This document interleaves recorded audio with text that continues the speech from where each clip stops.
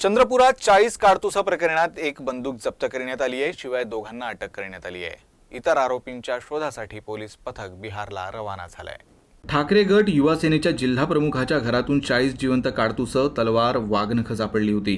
त्यामुळे राजकीय क्षेत्रात एकच खळबळ उडाली होती।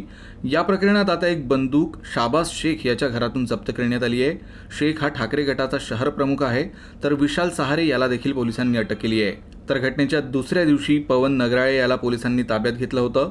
विक्रांत सहारे याला बंदूक विकणाऱ्या आरोपींनी बिहार राज्यातून ही बंदूक आणली होती अशी माहिती दिली आहे।